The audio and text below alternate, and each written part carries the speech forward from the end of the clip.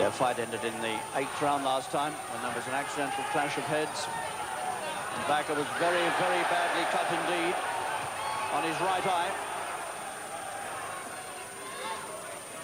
Will that eye stand up to what punishment it may get tonight?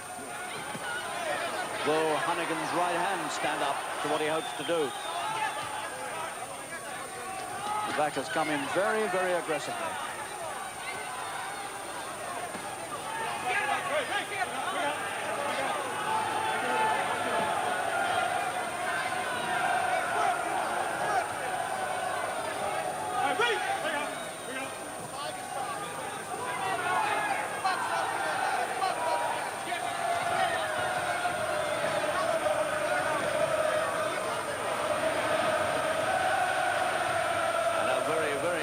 Start indeed to this world title fight.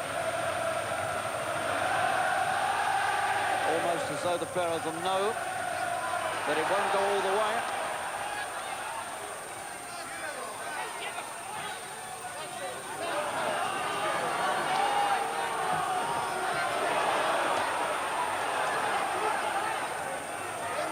Vaca looks strong. He looks big.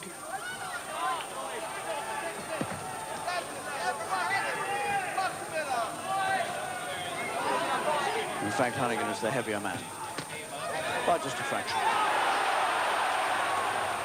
The Mexican's face already reddened. Honeyghan's left hook gets home, high to the head. And Honeyghan looks a much sharper fighter tonight than he did in October, when he was beset with domestic and personal problems.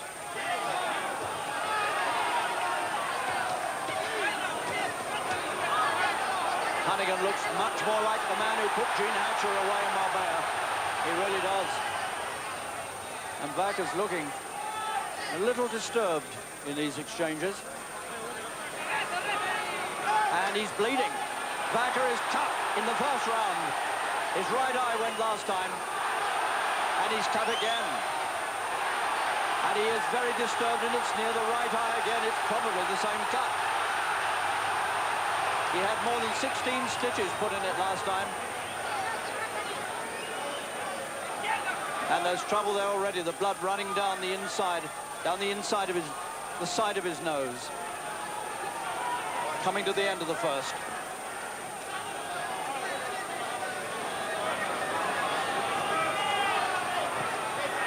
And that wasn't done with a butt.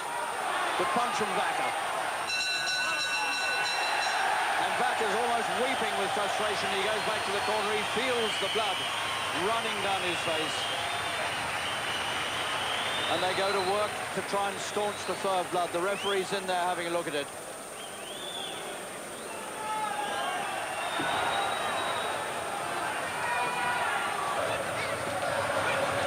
Furious exchanges. Vaca's eye beginning to bleed again, putting Honeyghan under some pressure here.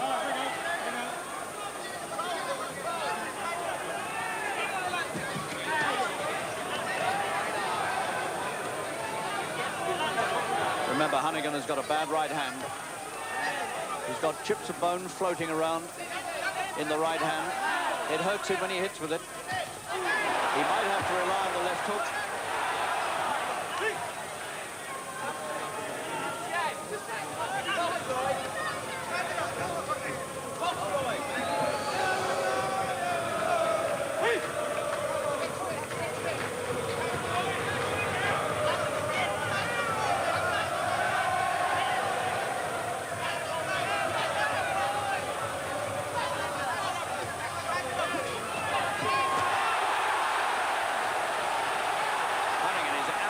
Going all out to get this over fast.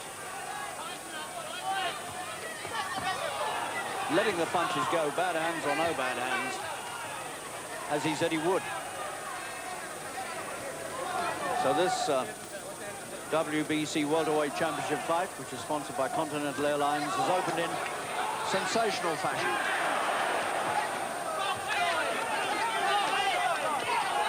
Honeyghan wide open, taking punches to the head.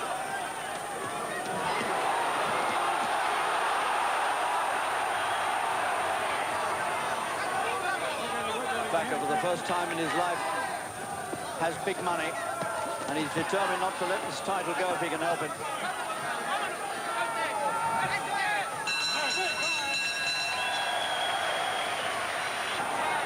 Honeyghan smeared in grease.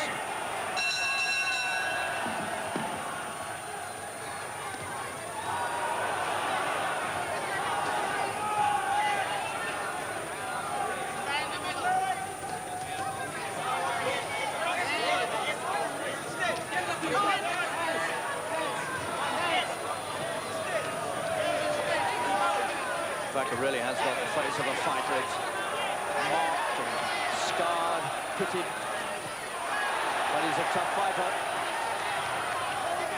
28 years old. Honeyghan will be 28 next month.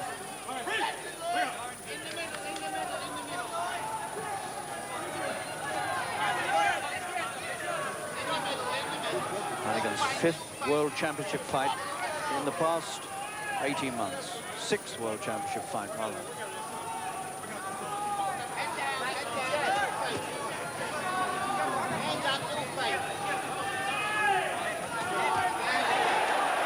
Nice little short right to the head from Honeyghan. Furious exchanges.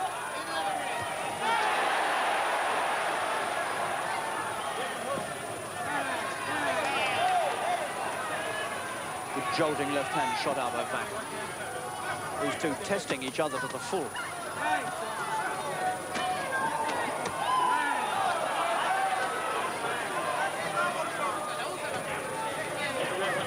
Honeyghan is remorseless tonight. He's a totally different fighter in October. And this crowd singing their appreciation of him.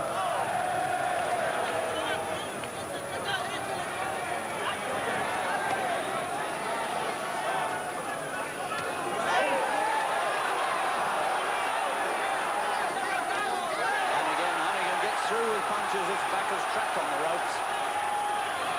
The Mexican's going to have to fight his way off.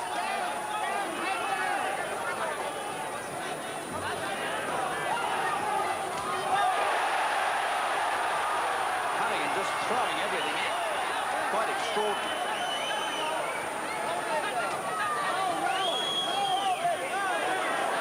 If ever you've seen a man determined to get his title back, this is it.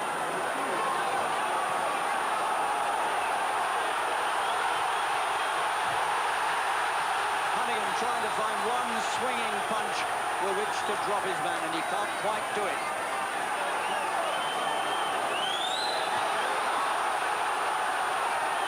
Vaca's been trapped on these ropes now for nearly a minute. He's got him! He's got him over. He had to go. Remorseless attack. And Honeyghan got him in round 3, and he's not going to beat the count. He's hurt. He's hurt. And he's out.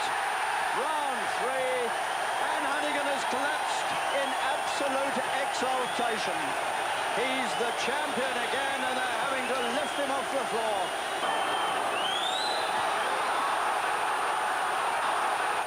Rounds, the new distance for WBC title fights for the flyweight championship.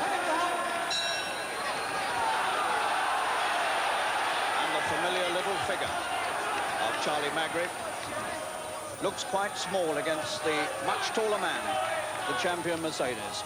Mercedes 5'5", and Charlie about 1.5 inches shorter. But the official statistics show, surprisingly, that Charlie's got the longer reach, some 4 inches.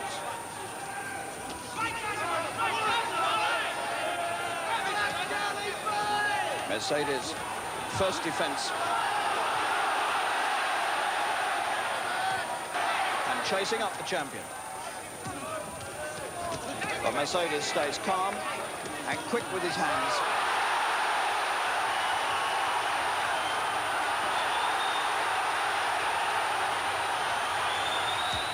That's a fine attack by Magri.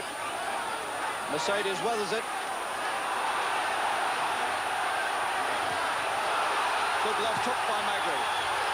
He weathers that. Closing seconds of the first.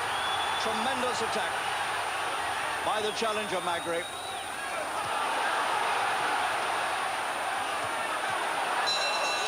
And there was the danger sign for Magri at the end of the round.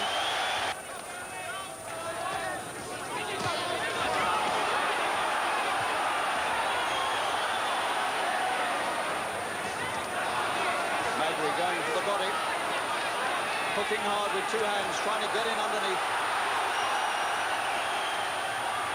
Rolling, just the way Terry Lawless told him. Trying to come in underneath.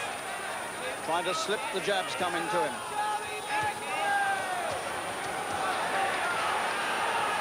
And Magri does force his way underneath.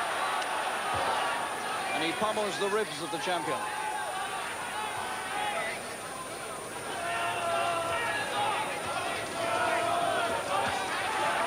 This is one tremendous effort from Charlie Magri.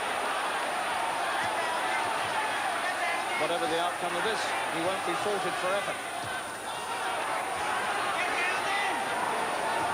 He really is giving him some stick around the body. He's found a way in there, all right.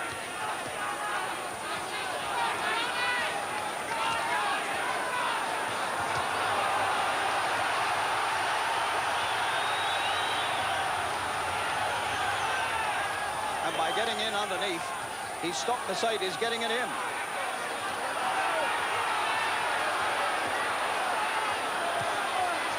And Mercedes now trying to fight out of the crouch himself.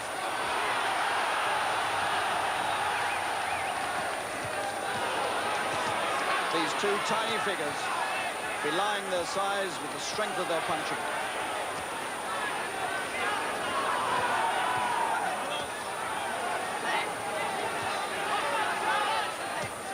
Good right from Mercedes. Charlie took it well. And still Charlie works his way underneath with those hooks, trying to prize the man open.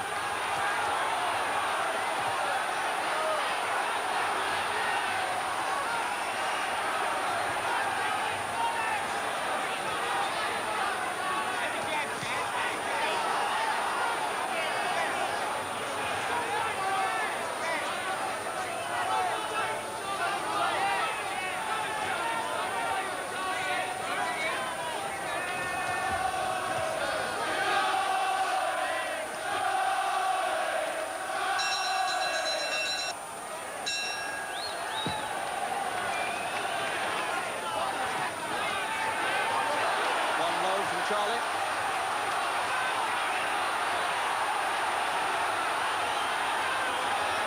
He is giving this champion one tremendous fight. And Mercedes, for the first time, looks a little shattered. He can't quite believe the storm that's sweeping over him.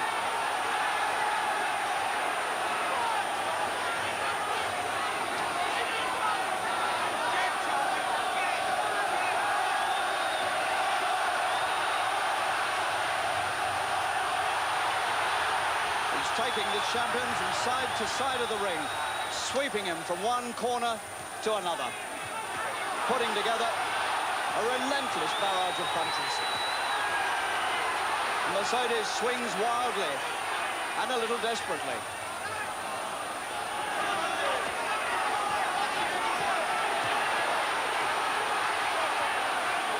And they test each other's strength and courage to the nth degree.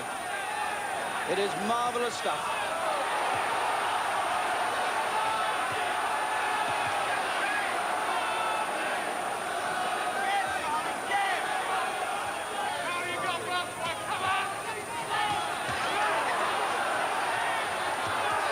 And Magri has to take two to get in.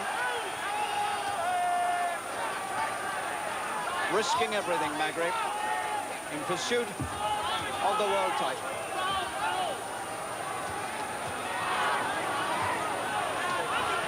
Mercedes finding the target a little more easily in the sixth.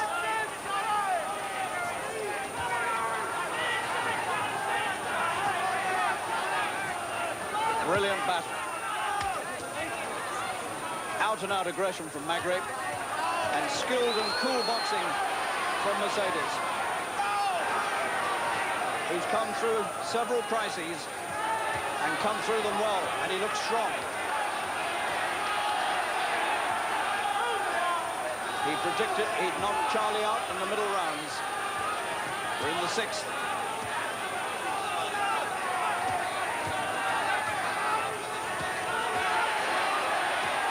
And he hurts him. Mercedes frowns, holds his glove up. was hurt by a body punch, I think.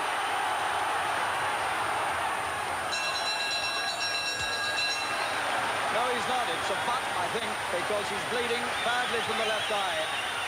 And he's frowning angrily. And there's quite a bad cut over the left eye.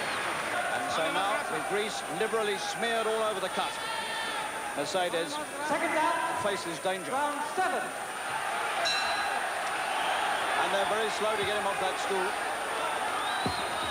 The melting grease dripping down his face. A British referee would have had that wiped off.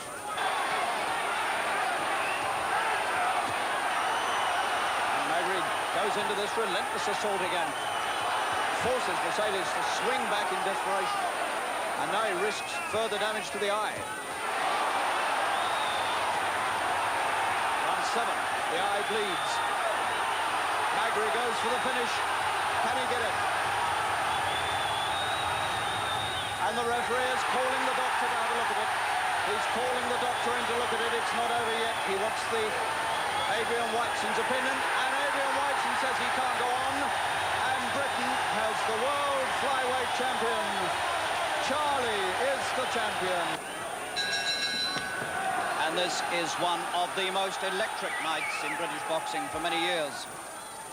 This title has only been won twice by British fighters in the whole history of the light heavyweight championship. Bob Fitzsimmons and Freddie Mills. This is a night with the tension and the excitements at ringside, reminiscent of that great night in 1951 when Turpin beat Robinson for the world middleweight title. And this crowd hoping against hope that Conteh is going to provide another win like that one.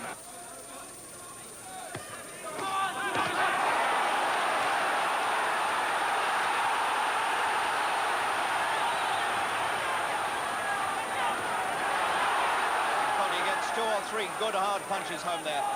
When he lashed out again hard, when he was hurt by a left hook again.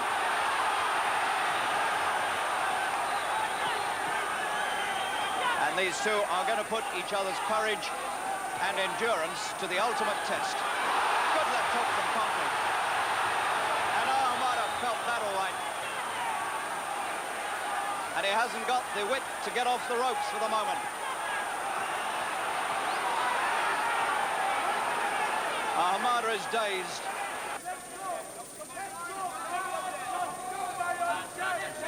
That left eye of Ahumada's gave him trouble with Foster. Foster shut it. And he's in trouble again, and Conteh follows up. Looked as though he tripped or something, and Conteh was not slow to see the chance.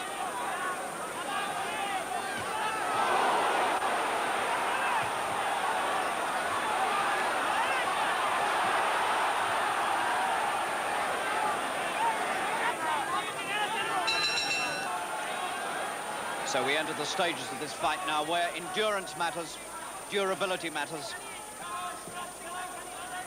And we wait to see for any signs of weakness from either man. Conteh heavily smeared with grease above the right eye, marked underneath the eye where Ahumada left hooked him early in the fight.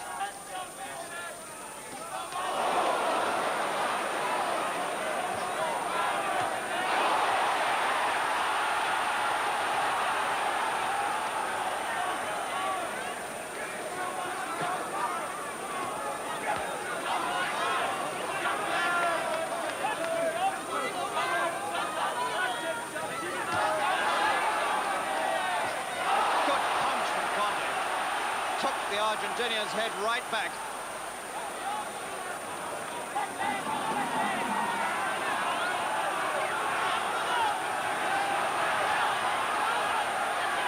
And Conteh now is very definitely on top.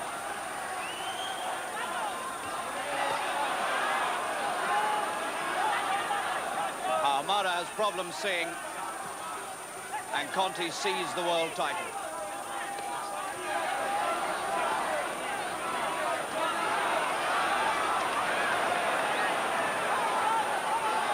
Ahumada looking very distressed and very tired.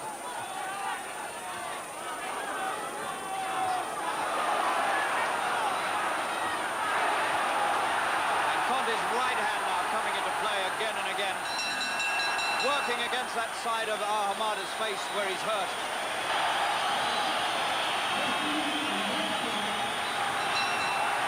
So these could be 3 of the most significant minutes we've had in British boxing for many a long day. And Conteh finding new strength.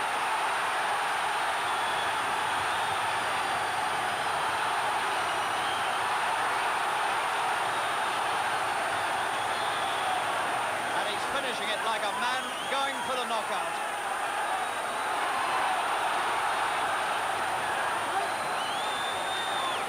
These two men have given their all tonight, their very best. It's been a great fight. At times of magnificent quality, other times a dour struggle. A magnificent battle. And Conteh of Britain is coming out on top. This place will go wild in just a few seconds.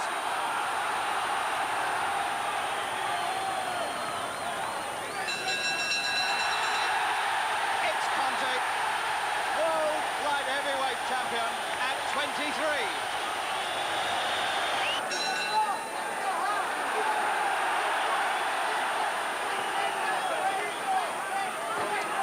Antuofermo comes storming in just the way he said he would. He said he was going to make it rough for Minter tonight. Minter in Las Vegas fought a carefully controlled fight, boxed his way carefully, picked up points all the way through and kept out of trouble. The challenger and former champion Antuofermo is by nature a brawler.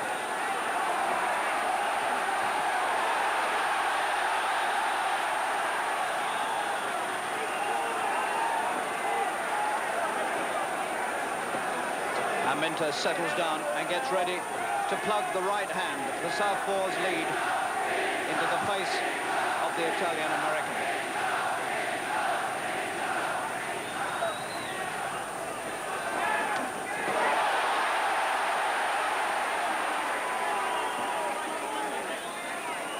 Antuofermo arrived in this country this week with a pair of dark glasses, hiding some marks around the eyes. He's been in Italy, he's been to Genoa and done some sparring there, and clearly he'd picked up 1 or 2 marks during sparring, and he wanted to hide them when he arrived in London.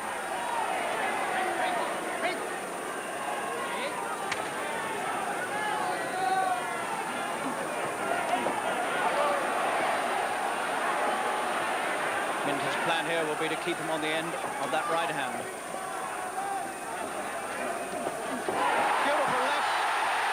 Good left from Minter.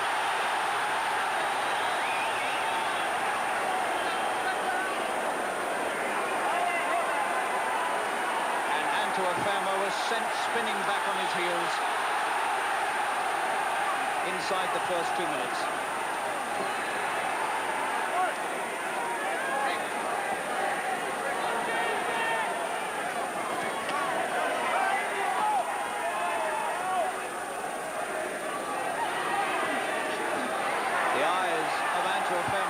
So vulnerable, it's unbelievable. And that left hand has got him again. And there's blood on Antuofermo's face already, 2.5 minutes in. And he's cut above the right eye.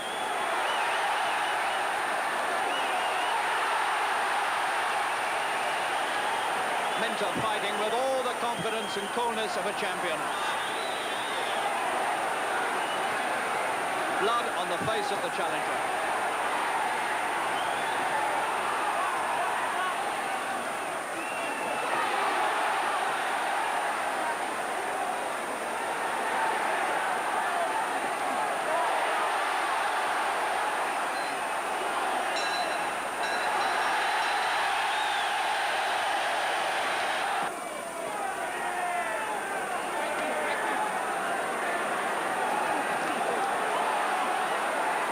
Antuofermo rubbing his head inside.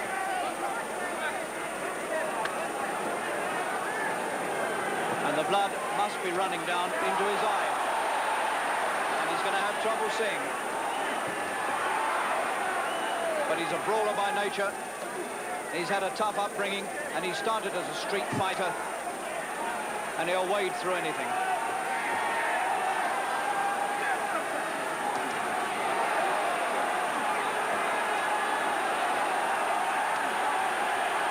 And he's bleeding very, very badly. It's beginning to look like an extremely serious cut, and he's cut the other side as well.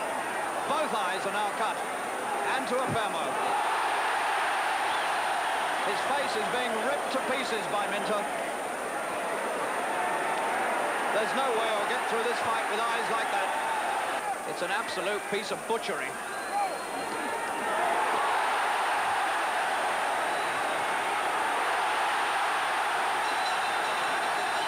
And there's so much noise they haven't heard the bell.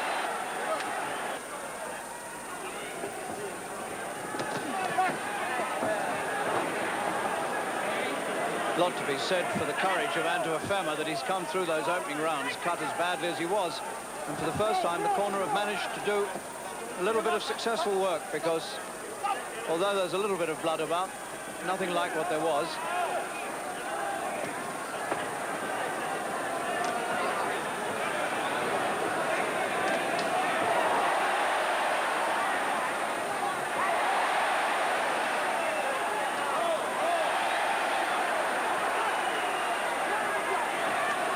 Showing signs he wants to get to work again. Eased off a little bit.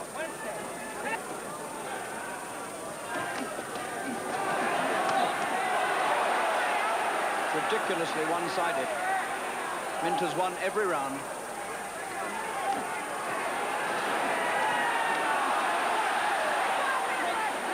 Tearing the man's face to bits. It really is too bad. 7th round. I don't really know how much more Antuofermo has to take. Well, I am relieved about that. And I make it 1 minute 50 seconds of the 7th round. Antuofermo has been taken to his corner. And Dr. Whiteson of the British Boxing Board is looking at it. And it is not stopped, it's going on. Dr. Whiteson gave the signal for the fight to continue.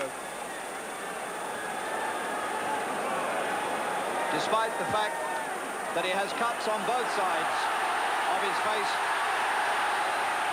And Minter's going to go on and punish him a bit more.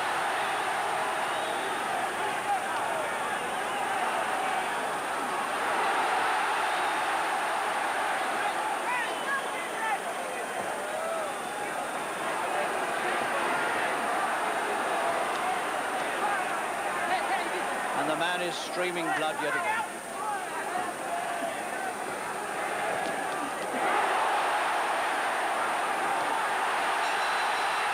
Well, this really is savagery beyond all measure.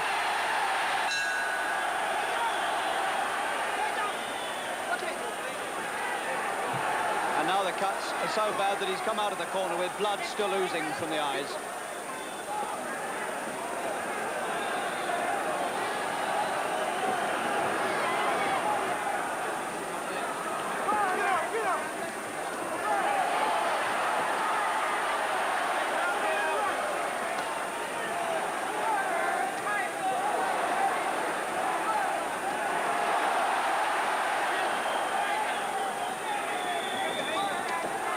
Hardly landed any good punches on Minter. Extraordinary enough, we're in the 8th round. And I suppose you could count on the fingers of one hand the number of reasonably good punches that Antuofermo has landed.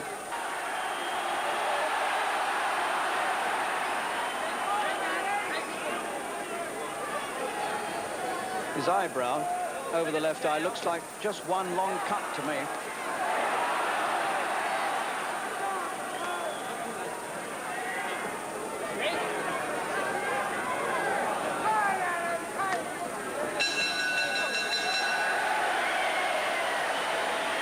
Again, he trudges back to the corner, and once again Howie Albert goes to work, pouring water over those damaged eyes. And they're calling the referee over this time, and this might be the end. They are calling it off. They can't continue. before time. So at the end of the 8th round, Minter, leaping for joy, retains the World Middleweight Championship, the undisputed championship of the world, the only undisputed world boxing champion there is. The welterweight championship of the world, Stracey the champion, red, white and blue shorts. Hedgeman Lewis, the challenger from Detroit and Los Angeles. A sharp, crafty boxer, Lewis, is going to make a fast start in this because it's generally thought that his big chance lies in getting this over in the early rounds. So this opening round went Lewis's way at the start, but finishing Stracey's way.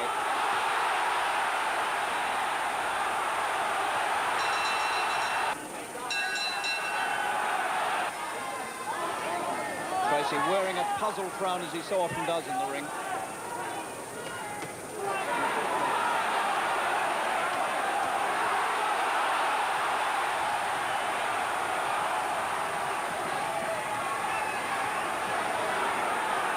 Stracey tearing in with these hooked punches. Prepared to take one to give one.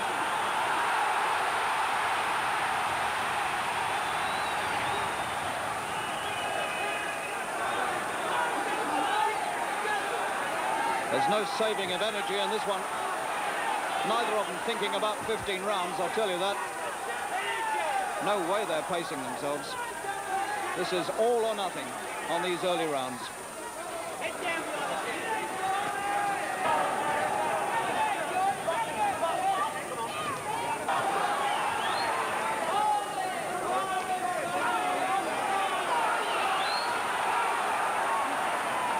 Lewis not doing too much inside.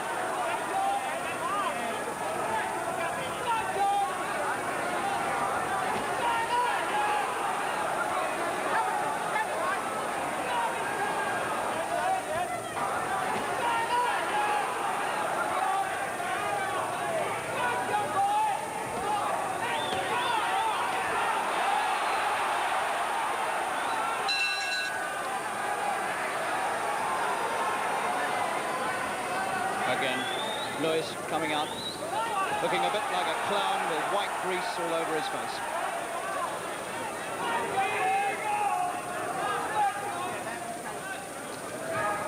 But nothing clownish about his fighting or his boxing. Good technician.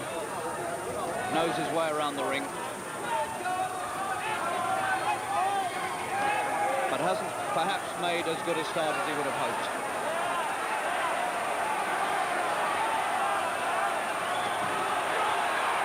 Two good punches again from Stracey, and Lewis moves in to hold on.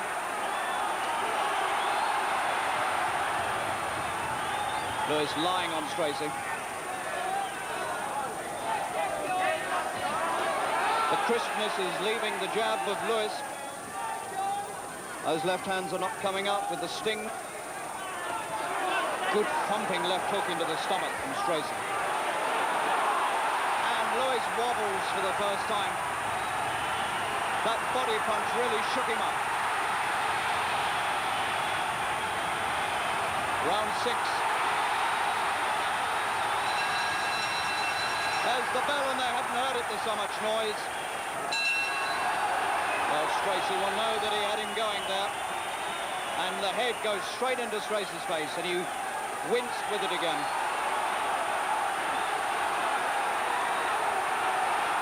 No respite for Lewis. The 30-year-old challenger looking just that little bit vulnerable now.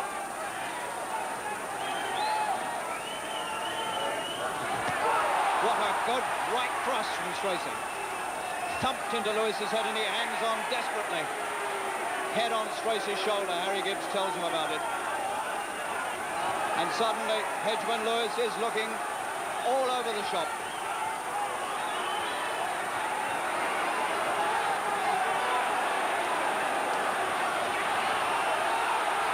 This challenger may be folding up.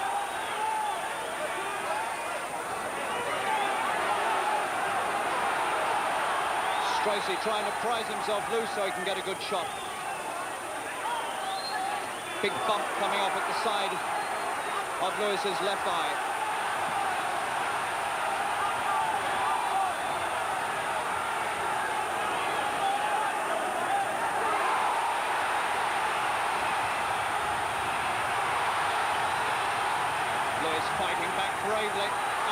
tremendous pressure. Keeps getting backed up to the ropes and having to fight his way off. The head going into Stracey's face.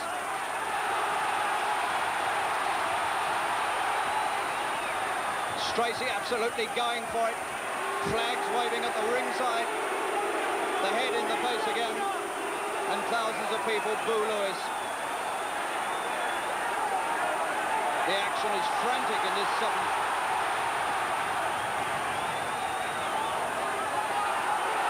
Stracey on the brink of victory, you feel, and can't quite clinch it.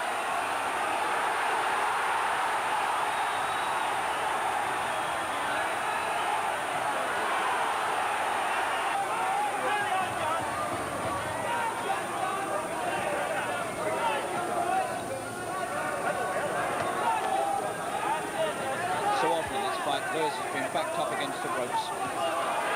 Usually finds a way off. Backed into a corner. He's in trouble again, Lewis. What a brave man he is, because he's in desperate trouble again in the corner. And Harry Gibbs took a left from Stracey.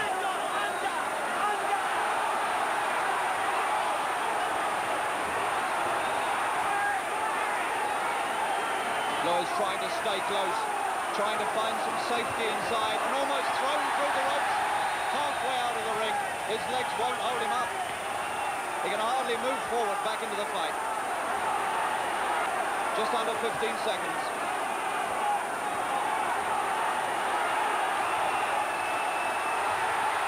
What has he got to do to put this man down?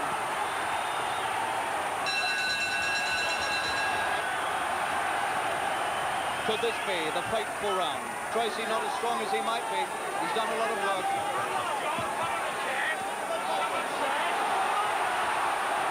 Still this incredibly brave and game challenger tries to box. And Stracey keeps having to come back at him. And he won't go down.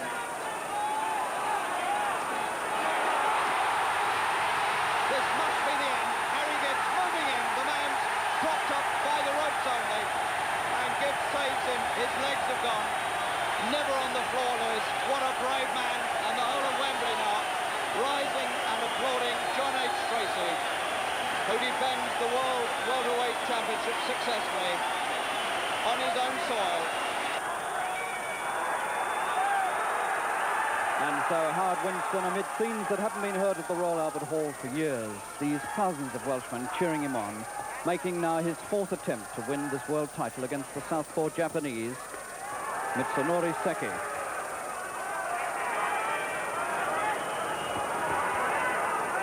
Seki, a southpaw like Saldivar was.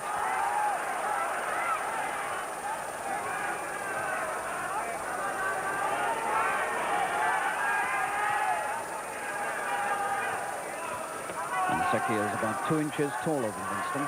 He's 5'7".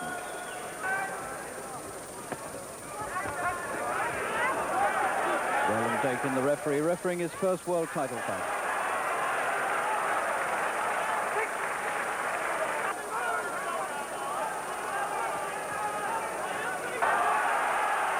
And Seki now beginning to look a little bit hustled and worried about these right hands coming across. And I think Seki may be cut in this round. I think he may be cut on the right eye. There's a suspicion of blood there.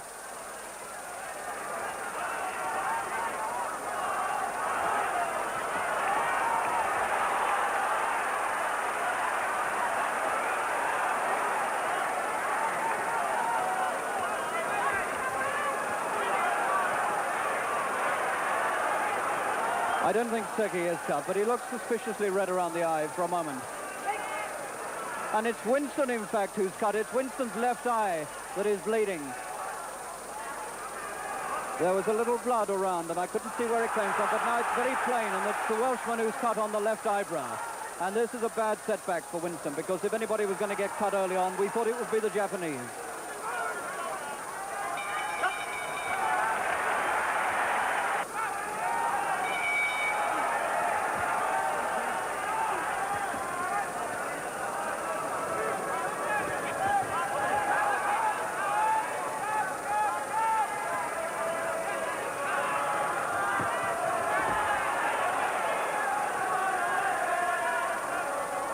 think it's quite short. Winstone is settling down now, prepared to go 15 rounds to take this title if he can.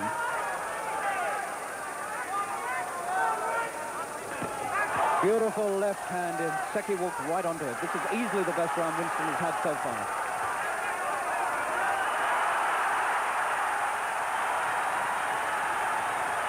Beautiful right underneath, and Winstone is right on top in the fifth.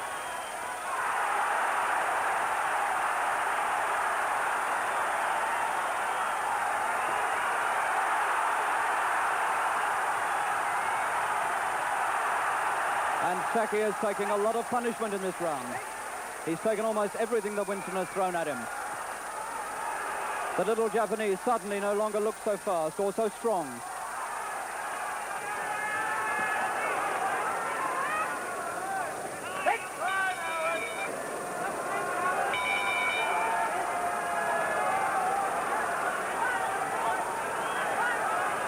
What an interesting fight this is between these two little men, both of whom couldn't find the strength or quite enough skill with which to beat Saldivar. But now the title is here for the taking, and one of them is going out of this ring tonight, the champion, the new champion.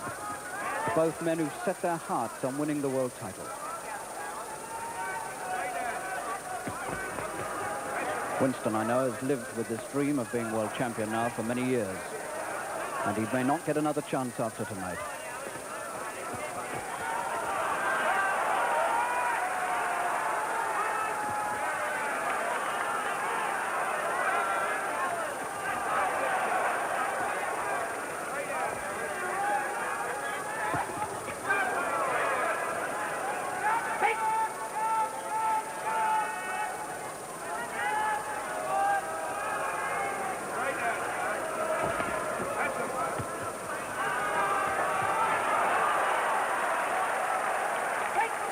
There's no doubt who's the master inside. It's Winstone.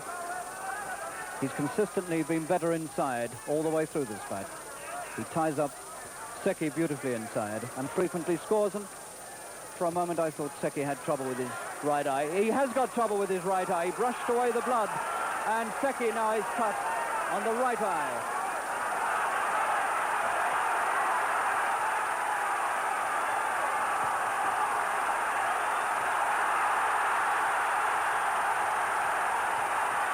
And Roland Dakin's going to have a look at that right eye. He's having a good close look at it. It's right up underneath the eyebrow, and he's going to stop it, I think. I think Roland Dakin's going to stop it. He's asking the corner to look at it. And the Welsh have taken it for granted that it's over, and it is over. It's over in the 9th round. And Seki, moments after he was cut, has been stopped. And Winstone is champion of the world at last, and is the first Welsh world champion for 45 years. This should be quite a fight.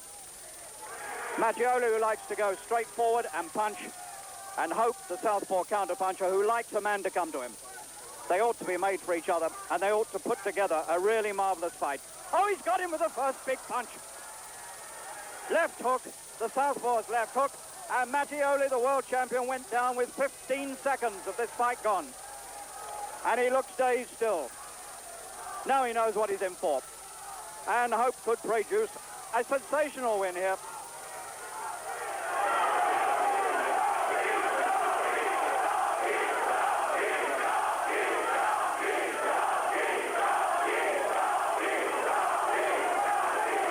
And he's got him again with the left. The Italian fans cheering for Rocky. He's going to need some help. Hope's catching him with almost every punch.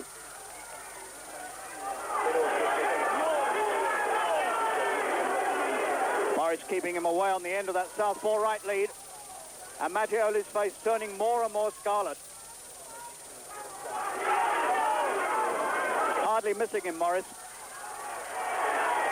And Mattioli really has hardly ever got close enough with that short reach to do anything.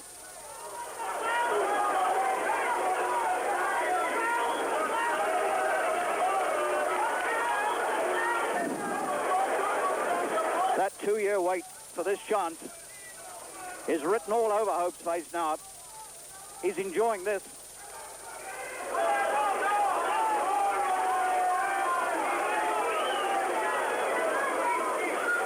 absolutely walked the first round. Closing seconds. Outboxed him and out-hit him all the way. Oh, well, what a start for Hope. Round 4.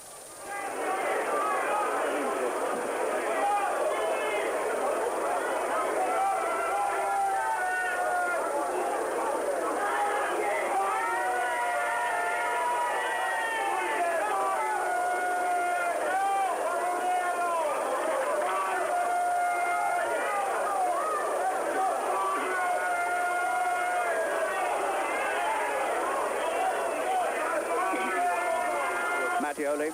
Still got that little mark above the right eye, but it's not worsened.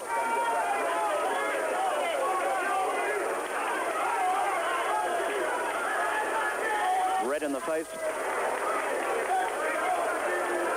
Well behind.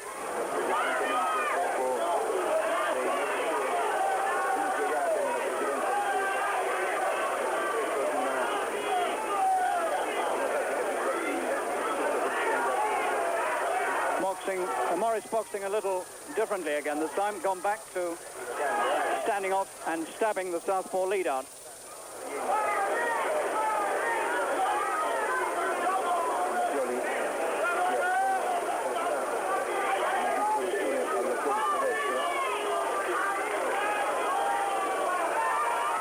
It's a very clear round indeed for Hope.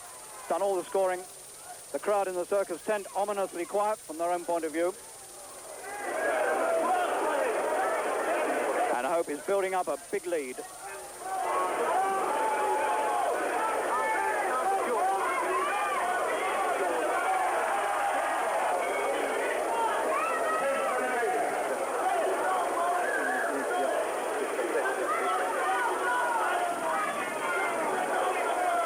So already we're a third of the way through the scheduled 15 rounds for the World Boxing Council, the WBC Light Middleweight Championship. 25-year-old Mattioli, the Italian-Australian, and 27-year-old Morris Hope of Great Britain.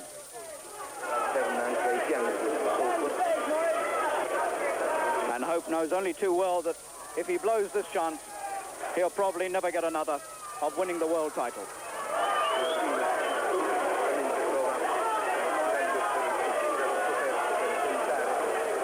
It's beginning to look as though it's going to be a question of how much Mattioli can soak up. Unless he finds a really good punch now with which to hurt Hope, this title's gone from him. He's doing less and less work, and if his right wrist is badly damaged, that halves his effectiveness. So he's got real problems.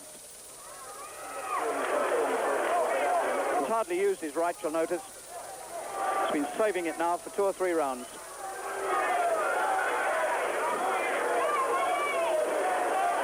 Looks to me as though he can't punch at all with the right.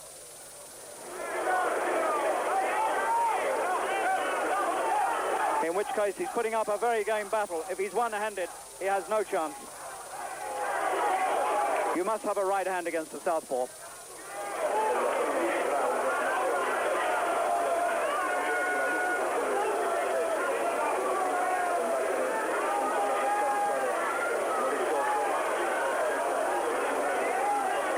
It's a little surprising that Hope hasn't produced another punch to put him down like the one at the start of the fight, because he can hit him at will.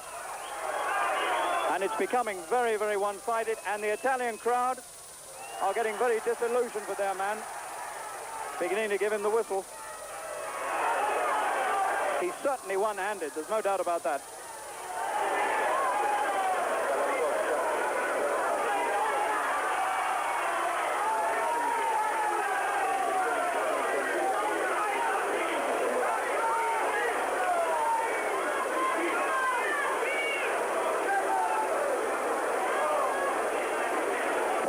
Way.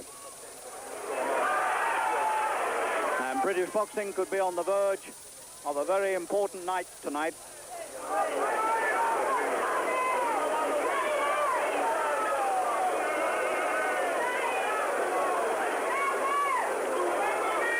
Well, Morris will go on doing this all night. He's well accustomed to going 15 rounds. He's done it 3 times. Mattioli's only been 15 once in his life, and that was a long time ago.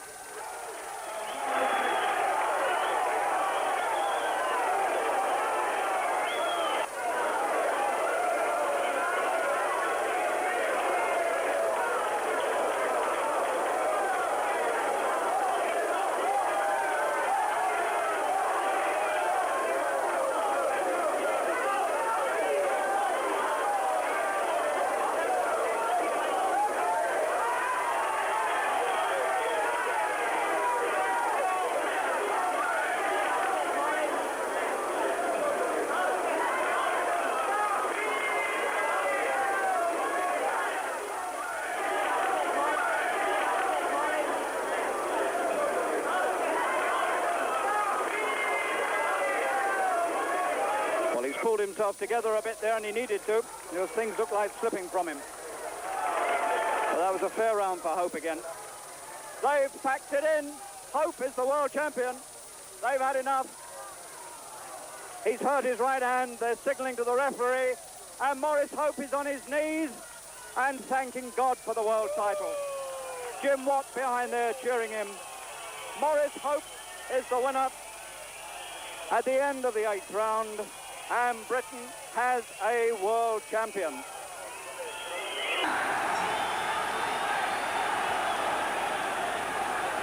And we get our first look at the man that Watt faces. From his brief training spells here in Glasgow, Pitalua is said to have fast hands, good worker to the body, quick, aggressive, two-handed, and likely to give Watt a lot of trouble in the early rounds. Both men have been on the floor in their careers, both have been cut. Pitalua has never been 15 rounds, and Watt has 3 times. Watt, of course, fair-haired, southpaw.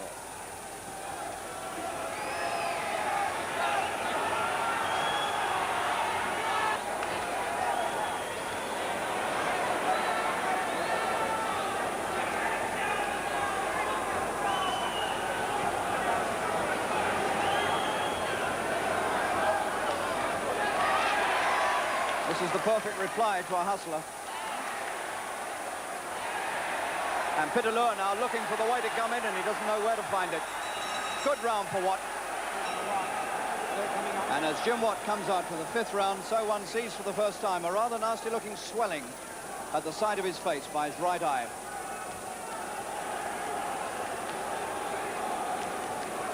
So they've both got slight marks around the eyes now. Pitalua marks above the right eye, but not cut. And Watt similarly, a swelling coming up at the side of his right eye. Jim Watt will probably earn the most money any British fighter has ever earned in a world title fight in Britain. He'll probably pass the old record that Henry Cooper set against Muhammad Ali. Henry picked up £35,000, and Jim Watt could well surpass that tonight.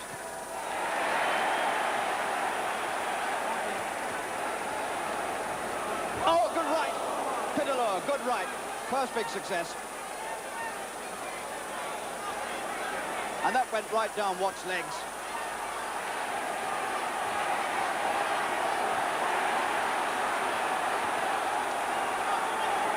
And Watt is being subjected to intense pressure. But he's keeping his boxing together. But only just.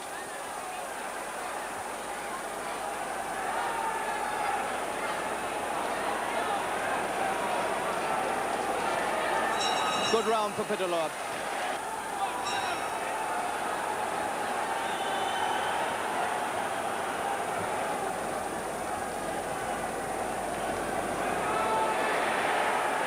Pitalua, once a backstreet fighter in Colombia, in Cartagena where he was born. Oh, he's got him! Oh, the fighter bit. He said he'd knocked Watt out in the 7th, and Watt put him down in the 7th. Good left. Oh, he's been looking for that left for a long time, and at last he found a good one. Now then, can Watt finish it here? The 7th. And he's got him just where he wants him, against the ropes.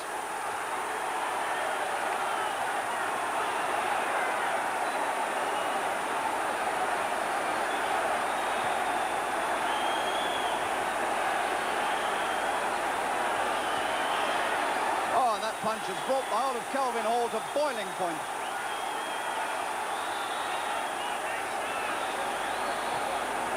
Pitalua, open mouth, coming back the only way, nose two-handed. And there's anguish cries from Watt's corner now. Jab, jab, jab. Keep away.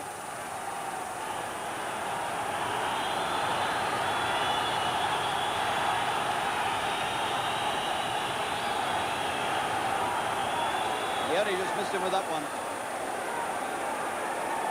So Watt has found the punch with which to win this fight.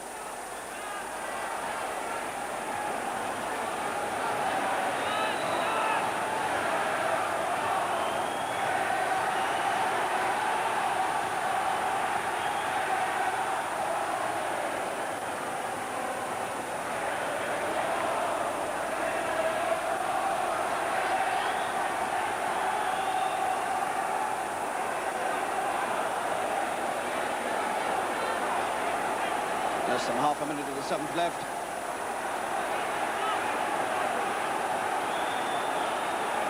Jim's still looking for another left like that one.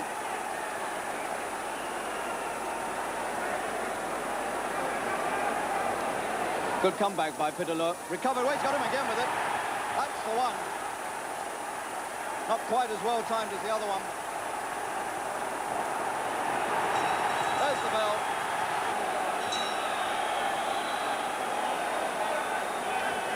Four to go. Enthralling fight. Never been a dull moment in it.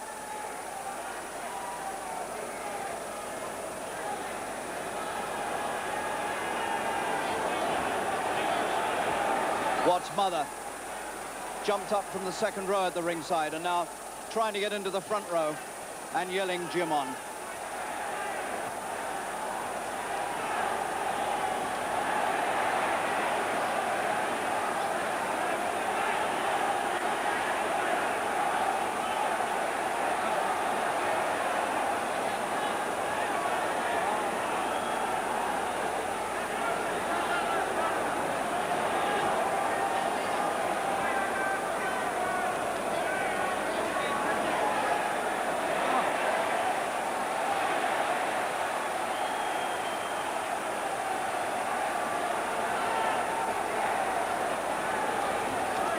Good left from Watt.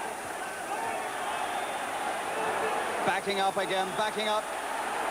Back against the ropes again, and he's beginning to go.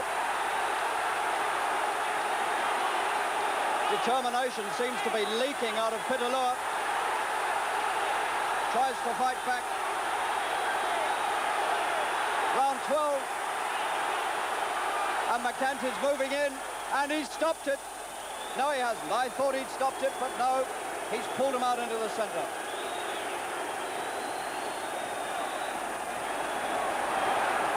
A moment when Scotland thought they had a world champion. And McCanty moves in again, and this time it is the finish. It's over. Round 12, and the Lawless camp have done it again. Their 2nd world champion in 44 days. They've done the double. Maurice Hope and now Jim Watt, and Scotland have the world lightweight champion.